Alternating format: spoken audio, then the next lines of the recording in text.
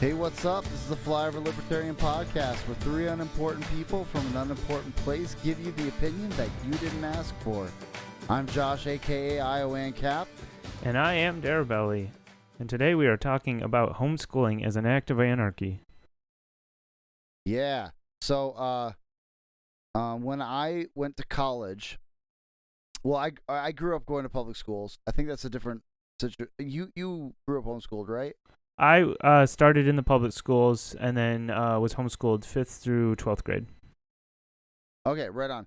Well, when I went to college, I had grown up in public school, but I had some friends who were homeschooled, and I like to joke with them that they went to the Fundamentalist Military Academy, and for one of my friends, that wasn't far from the truth. But one thing that I did notice about them, even like without any sort of philosophy behind it, is I noticed there was like there was a quality that set them apart besides lack of socialization. and it wasn't even, that wasn't true. I was just a joke. But like there was a quality that set them apart that actually attracted me to homeschooling right away. And then from there, it was just sort of a process where I read some books, read some articles, saw from multiple different perspectives. I learned about John Taylor Gatto and all that. And I kind of came around to this perspective of homeschooling to such an extent that one of the first conversations I had with my future wife, before she was even my girlfriend, was on the subject of homeschooling our kids, our potential kids. So that was one of our early conversations. And I think there's lots of reasons why homeschooling can be really beneficial. And I'd love to hear your perspective on it, having gone through it. Yeah, so I really enjoyed being homeschooled. It was, well, my parents primarily did it for developmental reasons. They pulled my sister out about a year before that. I was pulled out of the public schools, and then they just found out they liked it, and so they pulled me out the next year. And then I've got two younger siblings. They were pulled out in subsequent starts of the school years, and we really liked it, both from the religious perspective as well as the libertarian freedom perspective. It gave my family a lot of control over what our education was, and really it gave them the control to just kind of set us free, where we could learn things that we were interested in when we were interested in them, and not deal with stuff that we didn't want to do. I was very academically inclined. I was doing calculus and physics in my sophomore, junior year of high school. My sister, one of my sisters, really had no interest in math. She did basic algebra. That was good enough. And so it was allowed us to, kind of tailor everything to the individual child. For 2 years in high school, I read through the Lord of the Rings very, very slowly. It was my English study. It took me 2 years to go through the books, and I loved it. It's one of my favorite memories from high school is just kind of seeping that in. So yeah, we definitely enjoyed it. I felt that it was the best option for myself. My wife and I will be homeschooling our children. Yeah, that's awesome. And we do want to make a very brief disclaimer. We're not saying that the only libertarian option or the only right option is to homeschool. This is our preferred option. I could give you lots of reasons, but of course our buddy Jeff, who did our episode on educational choice, would want us to remind you that there are plenty of good private schools or private-ish schools, and there's things that can be accomplished in those situations. And at one point, my wife and I toyed with sending our kids to classical academy, but we're gonna zoom in really on homeschooling, and especially homeschooling as an act of anarchy, as you said before, like how that can affect us. And actually, before we move on, I want to actually make a really quick statement, just an off-topic statement. It's funny that you mentioned Lord of the Rings because recently I was on our Lincoln Anderson's podcast. He's a guy I met through Twitter, and he's a great guy, and he has a podcast called Not Another Liberty Podcast. And as of this recording, there's only 4 episodes in. It's a really great idea. Basically, he's talking about non-liberty things with liberty Twitter personalities, which is kind of a great idea. So, but he had me on to talk about The Lord of the Rings, actually, and that's episode 3 of his podcast. You can find it on Spotify, for sure. I don't know if there's other places, but you can look up Spotify, Not Another Liberty Podcast, episode 3, Lord of the Rings with Iowa and Cap. We nerded out for almost an hour on The Lord of the Rings, and we had a great time. It was a lot of fun. I think it turned out really nicely, so I just want to encourage you guys to check that out and check out that new podcast, because it's I've listened to all the other episodes except the newest one, and they are all very good. So, with that out of the way, we're gonna talk. So yeah, we're gonna talk about how homeschooling is a very practical act of anarchy, and the first way in which it's an act of anarchy is. It seems maybe the most obvious way, which is that you can teach them the anti-statist perspectives that you would never hear in a public school, you know? Yeah, absolutely. I believe my political opinions are a little more out there than my parents are. But even with their I don't want to say conservative in the Republican conservative, but conservative as in not crazy. Their conservative opinions, they were very much encouraging of, everything has another story. We need to look into this. We need to try this from multiple angles. And there was never, of course, because we were homeschooling, there was never the perspective that the people in the offices on the other side of town at the school district who've decided what you get to learn are right. So we're going to learn that. Yeah. And so that very fundamental, let's work together on what we need to learn. Let's work together. Just the realization that, anybody else who decides what is best for me to learn, is at some level imposing some sort of status control over me, over my family, over our educational context, and that wasn't something that we were interested in. And so while it wasn't overt in my education, it was definitely a major factor, where it was just the government just needs to leave us alone, because my parents knew how to train us. My parents knew what we needed to learn on an individual kid-by-kid basis, and they did a stellar job. And so totally, it allows. I guess the point I'm making is that my parents weren't overtly anti-statist in their education, sure. But it was still there, and my expectation is that my wife and I will be more overtly anti-statist than my parents were, which just encourages the next generation, the continuation of, the anarchist awareness and anarchist mindsets. Yeah, I think one thing that, like Tom Woods is always all about that, and if you've he's always talking about his Liberty Classroom, where he does give that alternative perspective to history and politics and economics that you don't get in the public schools.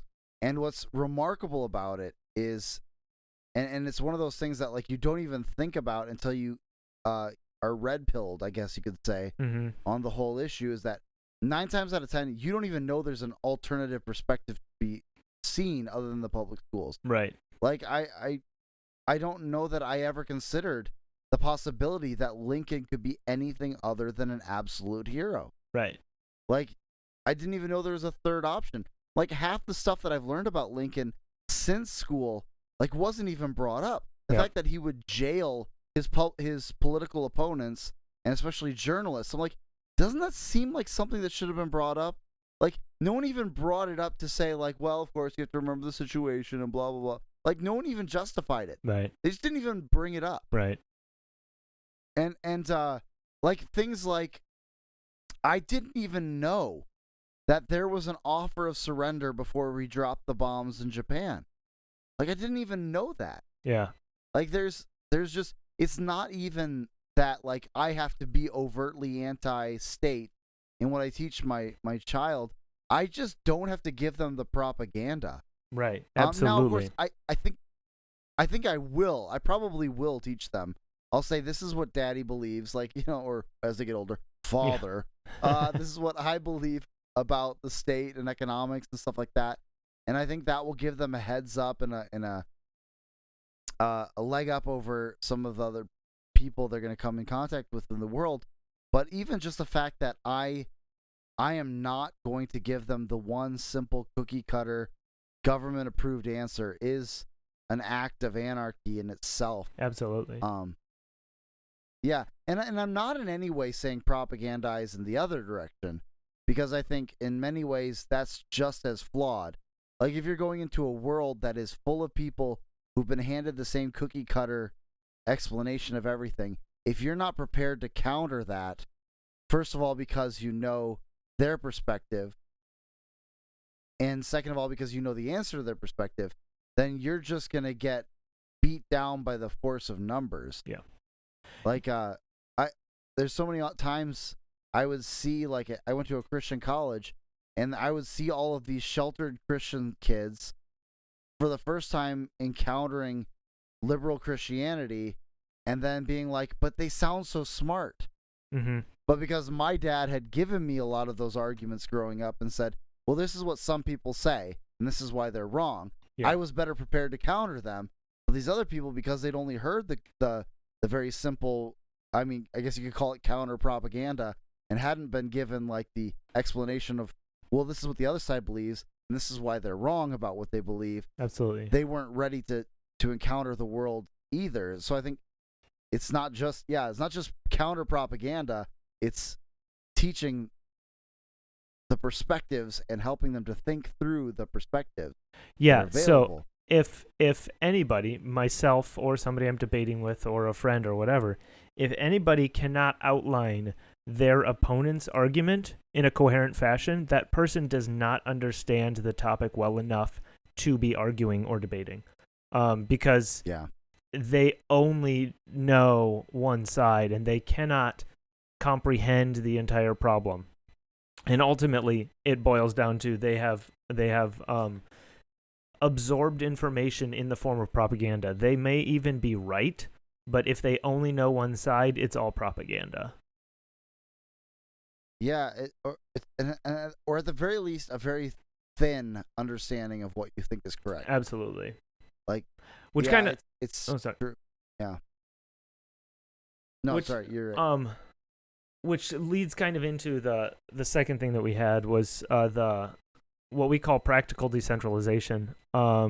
So much of the public school system is created in a top-down approach, a one-size-fits-all. The federal government is involved in deciding what people need to learn, and ultimately, children in LA may not need to know the same things as children in Flyover, Iowa. And top-down approaches don't work, and so we could go to the state levels, but that doesn't work, and we can go to the city level, but that doesn't work, because each individual child is different. Each individual child learns at different speeds, is interested in different things, has different capacities for learning, and once again, not to say that any other option aside from homeschooling is wrong, but homeschooling, in my opinion, is the best way to respond to the individual needs as they present themselves in a functionally decentralized and applied anarchical fashion, where I don't need to go ask permission to teach my child how to chop wood because he's interested in chopping wood. I can show him how to be safe with the axe. I can show him where to stack the wood when he's done, and then I can kick him outside and say, go chop some wood. I don't need permission. I don't need guidance. I just need to encourage in my children a thirst and a love for learning, and then everything else will take care of itself. Mm-hmm. Yeah, I think about like I don't know if I've said this before on the podcast or not, but I'm not in any way endorsing the whole of Betsy DeVos and her ideas just because I don't know enough about her. But I remember at one point she was talking about, and I remember it clearly because of all my leftist friends dancing around being like, oh my gosh, look how stupid she is. She literally said people need to bring guns to school because of bears. Like that was their whole thing. Like they excerpted that she had made some comment about bringing guns to school in some places because bears. And they clearly just missed the point of what she was saying. She was actually making this amazing case for the United States decentralized system applied to education. Like she was saying some places, yeah, it's not as much of an issue, and so maybe they can get away with no guns in the classroom. But there's some places where there's an actual possibility of bears walking onto the property of the school, in which case it might be good if someone has a rifle on hand. Right. Like, and it was a great statement on like really decentralization is to say like the whole concept of one size fits all public educational policy is flawed.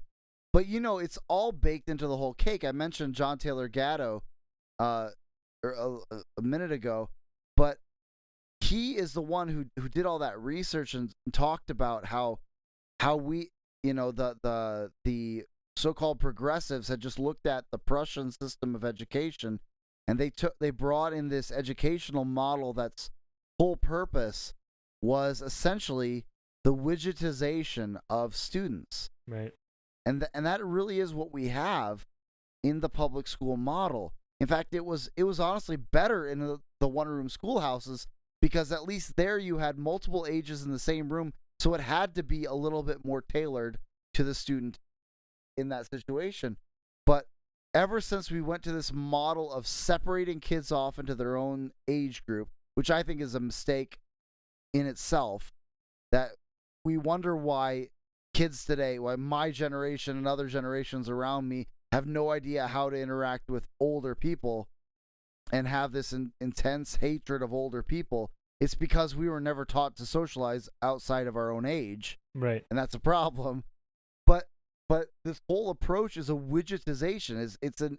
It's a assembly line education.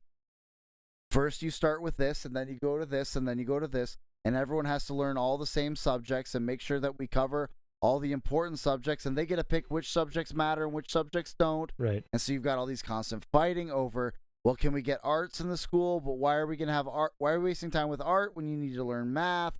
Why are we wasting time with what? Well, we need to be good scientists, and so we all need to know science, and well, we need this level of history at this level, and the truth is, like you said, like every kid doesn't need the same amount of focus.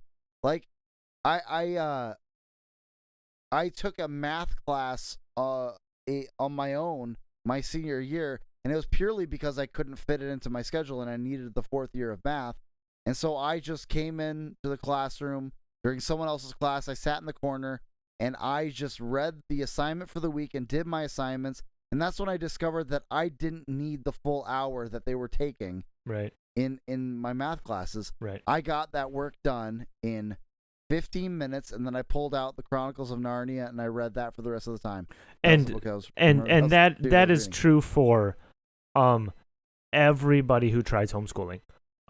Where they find out they can get a day's worth, they can get what they consider to be an adequate day's worth of education before lunch. They can sit down, they do their math. If the kid understands it, great, 20 minutes, done. They do their reading. If the kid understands it, great, done. They do their dictation, they do their writing, they do their painting, whatever it is. And then they realize, well, we're done now. Like, we have covered an entire day's worth. And like, they're not shirking it. They're not cutting corners. This is a full day's worth of academic work. And it's like, it's been 3 hours and they're done. And then they have an entire day to go do things that they're like really want to do. And the public school system is such a colossal waste of time because there is so much administration that goes on, so much wrangling of lots of people going in different directions at the same time. And ultimately, the kid who's really good at math has to wait for the kid who's slow at math. And then when they get to art classes, the two positions are switched around, and the kid who's good at art has to wait for the kid who is good at math but is terrible at art. And it's just a matter of an inefficiency in application where it just doesn't. No child left behind means every child held back except one. Yeah, and but what's really remarkable, I think, about the whole public school model too is like it's aimed, and it must be aimed to the middle. Like advanced students get held back and get horribly disserved by the system, but so do the kids who are in the back. Right. Like you mentioned, like, well, if my kid is really good at math, they might get it done in 20 minutes, but maybe they're really bad at reading. They need extra time on reading. Well, we can give them that extra time. Right. I guess I have two, like when I was in elementary school, there was a group of kids who were the stupid kids, and they had to leave class to go to this room where they needed extra help with their assignments. And those are the stupid kids. Now, they weren't the stupid kids. They weren't stupid kids. Like, today, they are all, like, expert mechanics. They are expert farmers. If you wanted to ask that kid a question about cars, he could tell you everything about every car that, like all these cars that he loves. But he wasn't as good at reading as we were. And he wasn't as good at getting his assignments done. He needed a little extra personal attention. And so he wasn't stupid. But we all knew they were the stupid kids. Right, absolutely. Right? No one told us they were the stupid kids, but they told us that they're stupid. Or we figured it out. And it creates a system where the kids cannot excel because of the stigma of having to get up and leave the room and go to the remedial class. And the terrible thing is some of those kids ended up dropping out because they were convinced themselves they were the stupid kids. But really, they just needed a more personalized approach. And if those kids had been homeschooled, then maybe they would have gotten as good, maybe better of an education because they could have had that more individualized education that they needed, and without the stigma that came from their fellow students, and I I'm going to try and make this sound like I'm not bragging, because I'm really not. I was very good at education. I was very good at school. Like I always have been. I really thrive in academic environments. But in elementary school, that was not as much of a strength, because it meant that I understood the material faster than everyone else did. I didn't need to hear it explained 3-4 times. I could figure it out sooner. And so while the teacher was going at the other 3 directions of teaching, I was also high energy and very social. So instead of listening to the teacher explain it the 3-4 more times that I didn't need to hear, I started talking to my neighbors. And so as a result, by the time I got to middle school, I had figured out that I was the bad kid, because I was the kid who had too much energy, and I talked. And I wonder how much of my middle school rebellion was fueled by this concept that I had convinced myself that I was the bad kid because I was always talking in class, when in reality I was just the bored kid, because I learned a little bit quicker.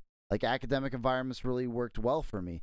And so, you think about it, with both the kid who's falling behind and the kid who's getting ahead, a homeschool environment is better for them. The kid who's falling behind, maybe they don't thrive on academic things. So maybe instead, their parents can give them car manuals and auto mechanic videos, and they can start learning actual skills that they're going to learn, that they're going to need.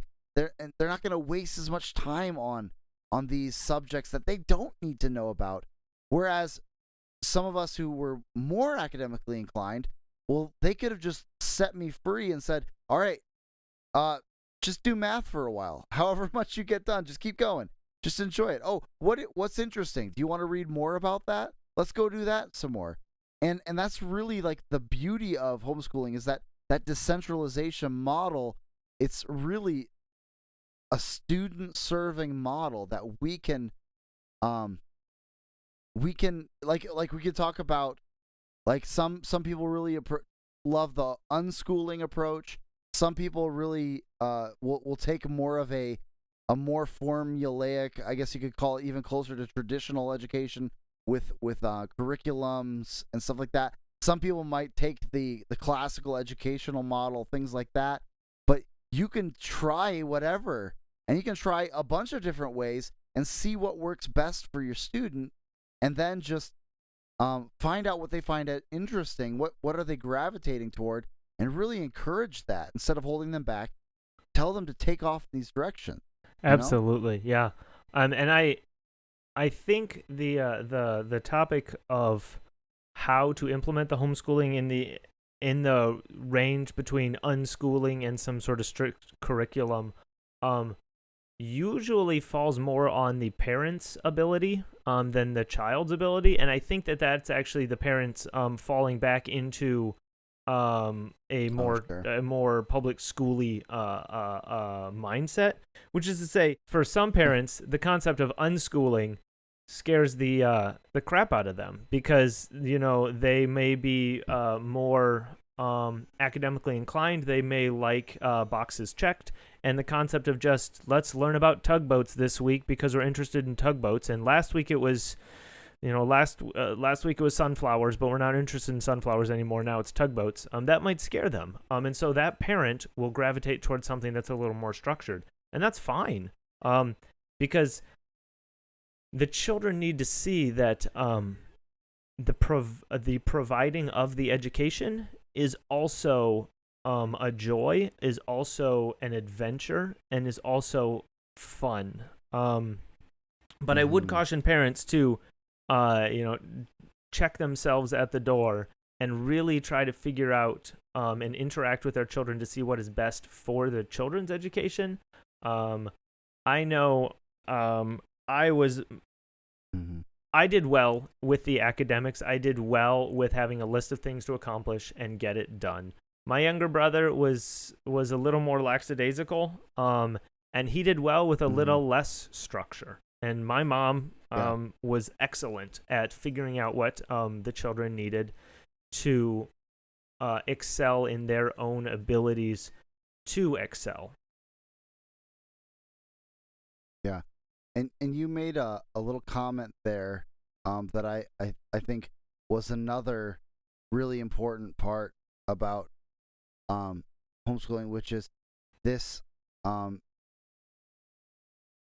So I work with high schoolers a lot, and I keep hearing them say the same thing that I thought I believed, which is I hate reading. Or every once in a while you'll talk to a student in the summer, and you'll hear them be like, you try and teach them something like, "Oh, I don't need to learn. It's summer. Yeah. Like, we're not in school. I don't need to learn." And you just think about like what that is saying. What that's saying is I only learn during these time periods and these hours. And it's not just homeschooling. Go ahead. Yeah, and there's a specific place you do it. Whereas homeschooling, literally, you're doing it at home. You're doing it at everywhere. You're learning. That learning is something you do at all times, and also by encouraging them to follow their own bliss in academics, you're teaching them that learning can be fun. Right. And yeah, I believed that I hated reading until I think very late in my high school, and suddenly I realized, wait, no, I don't hate this. I hate being assigned reading. I love reading. Absolutely. And like, it's not just high schoolers. I know some fully grown adults who are in the 35 to 45 year range who's like, yeah, I just don't read books. And I just kind of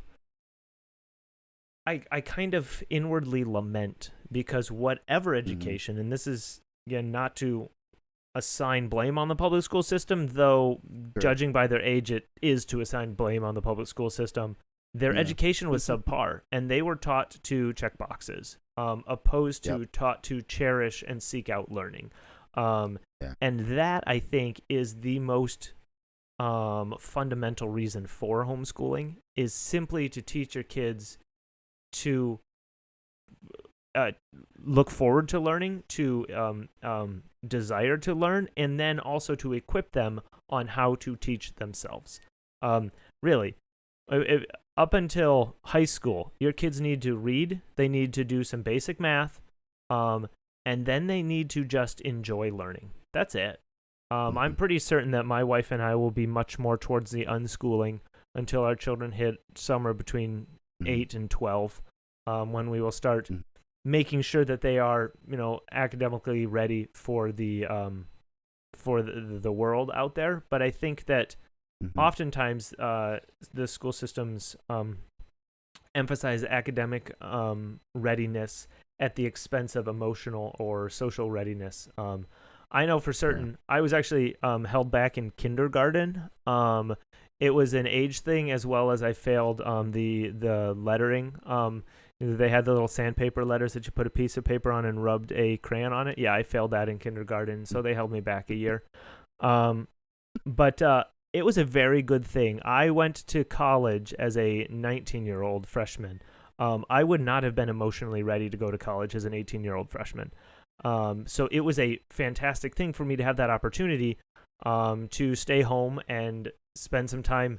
I mean, I was academically ready for college probably by the end of my sophomore year of high school, but I was not emotionally ready. And so the freedom to work on the areas of development that are necessary that aren't just academics. Yeah. And I think another thing is, like, it might very well be that some of my kids, maybe most of them even, don't end up going to college at all. Right. Like, there's a sense in which that whole college thing can be just part of the conveyor belt. Like, if they don't need it, I can say, well, how about instead of preparing for college and applying for scholarships, you take some of your day to go job shadow some people who you think you might be interested in their grade, or maybe get an associate's degree or something like that. Like, there's just the one size fits all, the conveyor belt mentality of the public school is something that needs to be taken care of. And I would say then there's also another level at which that's also a concerted effort. The public school conveyor belt mentality, stay on till the end of college, get a bunch of debt, and then be released on the world as a leech on the system for the rest of your life with this status mentality, is in many ways by design. Right. And I think that's kind of our third reason why homeschooling is a great way of practical anarchy, is you are in the act of homeschooling taking back power from the state by not waiting for their stamp of approval. Like, I'm not waiting to hear what they have to tell me to teach my kids. My job isn't just to come alongside the public school and teach them what the state wants to teach them. My job is, I'm taking back the power of raising my children from this, and I'll go ahead and go there because I'm that guy. This godless institution, I'm taking back the power from them. Yeah. By raising my own kids. Absolutely.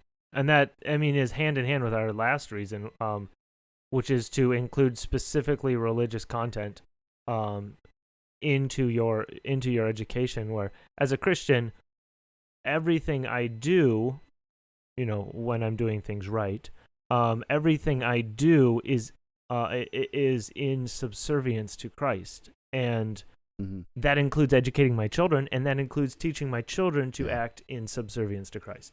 That is simply not an education that my kids will get in the public school system.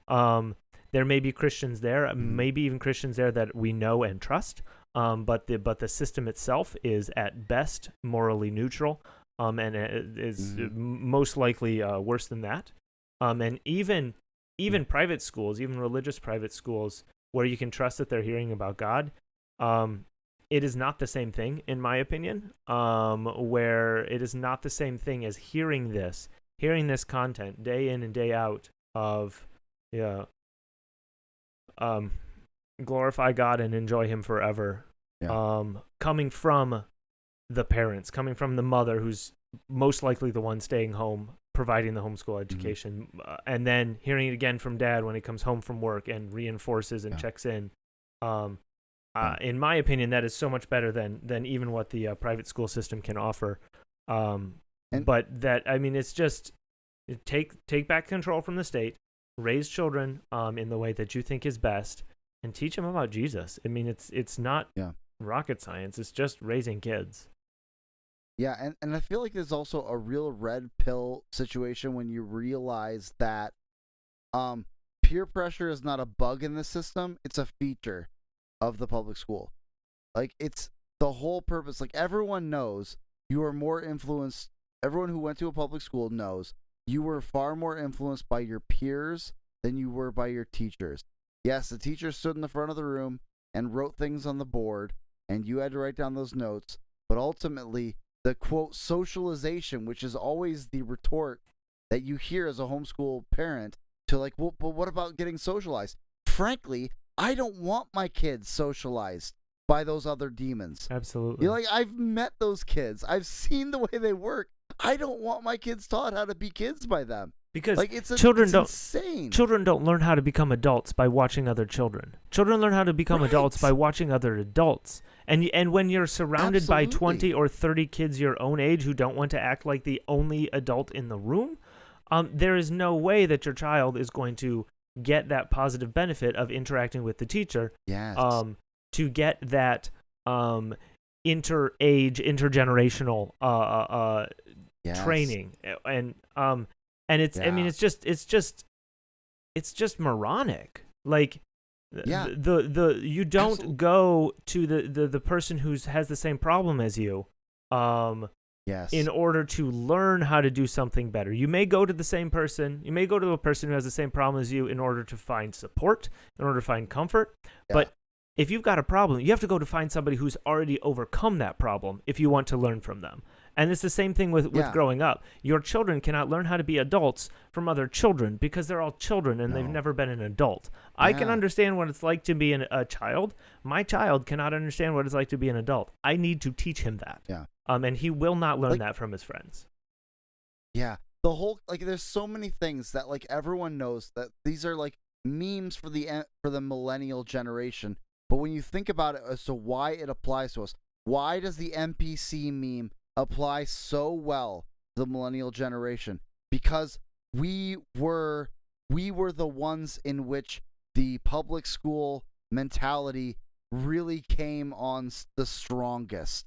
Like, in the boomer generation, there was still a little bit of the leftover perspective of the one-room schoolhouse.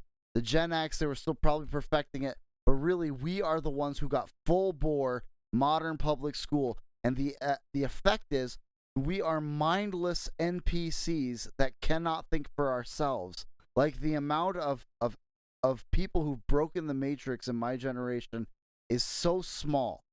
And also, like I said, that peer pressure is not a bug in the system, it is a feature. The reason that millennials are famous above all else for this FOMO, fear of missing out, is because that whole concept of socialization is that we want to make sure we're doing what everyone else is doing. We need to have the same products that everyone else is having. We need to be watching the same TV shows that everyone else is watching, which is why we have to have all of the subscription services to make sure we're not missing anything. We need to make sure that we're constantly... Why were we the social media generation? Because we needed to know what everyone else was thinking and looking at and talking about so that we could think and look at and talk about those things as well. And I still have those moments where I have to give myself permission to not watch the popular new show because I'm like, I don't want to watch it. And I have to, like, fight that inward desire to be like, but everyone else is watching it. Don't I have to know what they're watching? And that's all a feature of public school mentality. That we are the quote socialization that supposedly my children are going to be missing is the socialization of being a lemming, of just chasing the rest of the herd. And I don't want my kids to be that. I want my kids to be leaders in this world. I want them to be critical thinkers. Like, I've got all men, and they're going to be hopefully leaders in their families and in their churches and communities, and they can't do that if they're being a lemming. Right. And that's like I said, I think that's just, even with your, like you were saying, even with, I think, many forms of private school, there is still that bug in the system that hasn't been eradicated. That's Right. still all the socialization. What that means is you are learning to fit in, which is following the crowd. You're a Absolutely. mob. And I think the reason why our generation and ones after it have been and will be so hard hit um, is the prevalence of immediate access to social media, because Yeah. it used to be you would go to school, there'd be socialization, there'd be peer pressure, and then you would come home to your family and you'd interact with your Oh, younger siblings or your older siblings and your parents. yeah. Maybe depending on how long ago or what the situation is, maybe your grandparents. Maybe you've got other Yeah. extended family who's living with you. Now you come home Yeah. and you get on a computer or your phone and you interact with the exact same folks that you were interacting with just an hour ago at school. Oh And my and gosh, so you're so and so right. the amount of intergenerational activity is decreasing, and the quality of it is decreasing, and the amount Yeah. of time that people, but especially young adults, spend on social media, which is of course gamified to provide that dopamine rush. Yeah. It makes total sense that they do the exact same things that the other people their ages do, because that's all that they know how to interact with. And Yeah. so yeah, lemmings is a great word, because some of it is intentional, I'm sure. Some of it is unintentional, but these children and these young adults are only ever interacting with people who are their own age, and they have no way of learning what it's like to be, um, what it's like to be in any other age group, and they never learn what it's like to be an adult because they don't interact with adults. Yeah, I didn't even connected that fact that social media is what expanded the most negative effect of public schooling to even when we go home. Like, social media was really just starting to develop when I was in school, but we still had chat messenger, MSN Messenger, AOL Instant Messenger, Yahoo Messenger. And so yeah, you're right, it's the same thing. We go home from school and I would log onto the computer and continue talking to the same people I've been talking to, and ignore my parents and my sister and Absolutely. everyone around me. And those people that would ground me in anything other than this herd mentality I was already inculcating in myself. Yeah, I hadn't even thought about that connection. That's a great connection. Um, and of And course, so I think. the Sorry, fact go of on. the matter is, well-intentioned parents who send their kids to a public school and participate and allow their children to participate in extracurriculars and have social media and friends outside of the schools, which I don't think is possible to do otherwise nowadays. So a normal educational upbringing, no parent is going to be able to overcome that purely based on the sheer amount of time that the children spend not Yeah, interacting with those parents. And I cannot, in yeah, good faith, recommend that people who have a choice send their children to a public school system. Um, yeah, when people ask my opinions on private schools, I am neutral to begrudgingly positive, but not much more than that. Because the benefit, whatever your benefit is in your situation, is not worth the cost that I can see. Purely based on the amount of interaction that children get to spend with their own parents and yeah, with people outside of their own age. yeah. I yeah. It's yeah. I I agree. Yeah, and I think there's one last point, and this point I think applies specifically to um uh Christians, and we've already kind of talked about it a little bit, but there's a very real sense in which, and this is our people. We are not only libertarians, we are Christian libertarians, um and part of the reason why I don't trust the state is because of its godlessness. Its secularity is what I don't trust about it. I think the concept of the neutral worldview is a failure. I think if you want to see, like I talked a little bit about this again to plug that not another liberty what is it? Not another liberty podcast episode I did with Lincoln. We talked a lot about this, how really the world wars are the legacy of the secular state than the secular worldview. Mm-hmm. In the secular worldview, what we did is we took all the brakes off and we learned to become killers par excellence, and bringing in the Christian worldview is very important to me. But there's a sense in which also, like, if you want to be a Christian libertarian, homeschooling is another great way to make a specific act of anarchy, Christian homeschooling is a specific act of anarchy, because I'd like to remind my my Christian friends of the central declaration of our faith, which is Jesus is Lord. And one Christian podcast I listen to makes a point regularly of talking about is that this statement, Jesus is Lord, was not a statement that came out of nowhere, that they just came up with this statement. Oh, Jesus Kyrios. No, there was already a phrase being passed around. Kaiser Kyrios. Caesar is Lord. Caesar is Lord was the statement of Rome. You could worship whoever you wanted to. I don't care who you worship. I don't care what you do, as long as you affirm that Caesar is Lord. Mm-hmm. As long as you add to whatever sacrifice you're offering the pinch of incense for Caesar, you can worship whoever you want. Well, the Christians were not having that. Right. We were not allowing Caesar to claim that lordship that belongs to Christ and Christ alone. And for I get the chance with my kids. We start our days with catechisms, with Bible, with a little bit of we have another book that we go through about theology, and we start our day with our kids around the breakfast table, specifically centering ourselves on the Lord of Lords and the King of Kings, against whom all the nations rage and the peoples plot in vain. Right. This is one of the greatest acts of anarchy that I perform with my children, is teaching them the lordship of Christ. Absolutely. And that lordship trumps every other lordship. I don't care if it's Biden or Trump, whoever claims to be king of my nation, that king is just a drop in the bucket compared to the Lord and his reign. And my children will never wonder if they have to pledge allegiance to the flag, or to the nation for which it stands, to the republic for which it stands.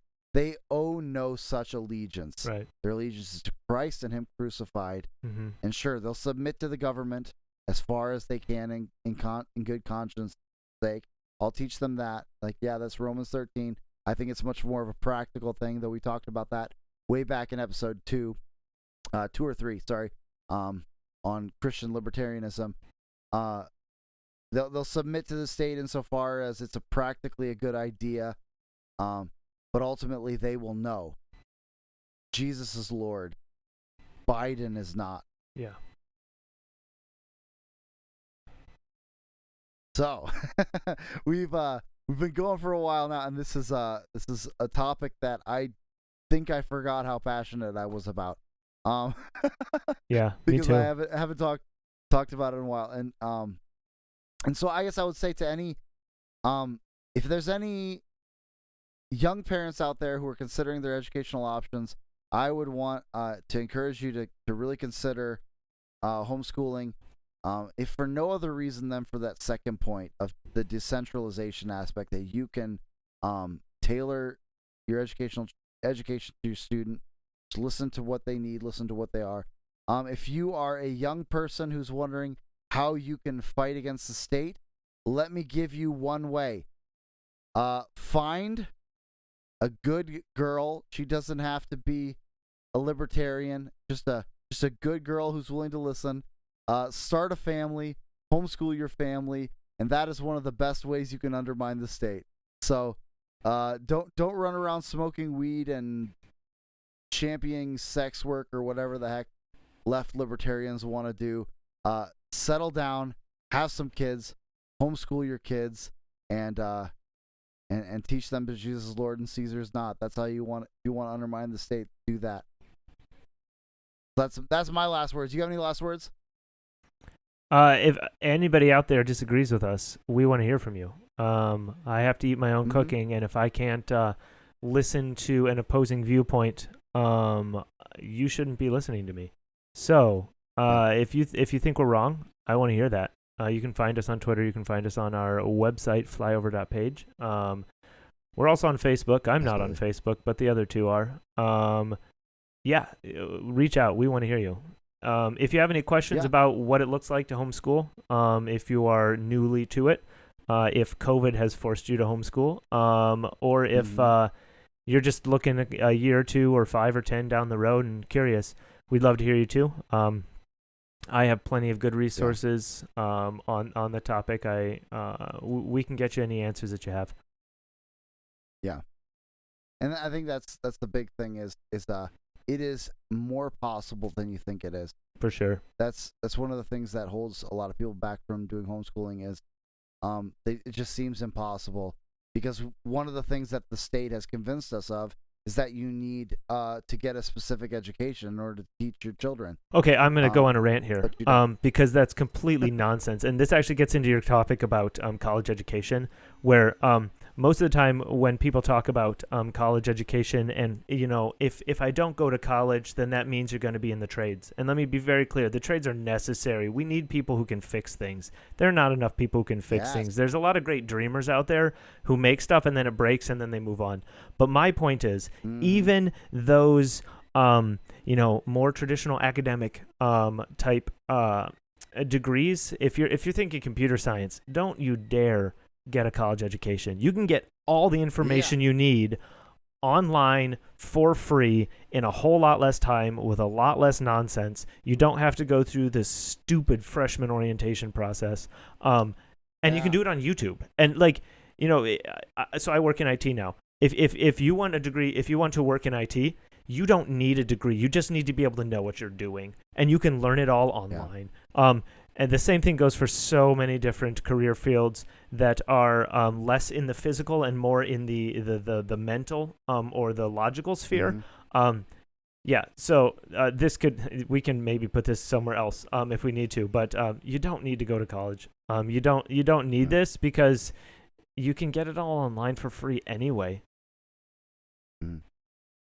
And if nothing else, honestly, I wonder if the old concept of the college experience has become well, for one thing, I'm just going to say I don't know that it was ever worth the investment, and it's certainly not worth the investment anymore.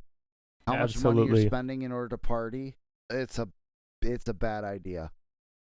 Not worth it. If you need the degree for advancement of any kind, like just having the degree is going to help you advance, do it online for a lot cheaper. And if the partying is important to you, do it online anyway. And then you can buy a lot of booze for $60,000 a year.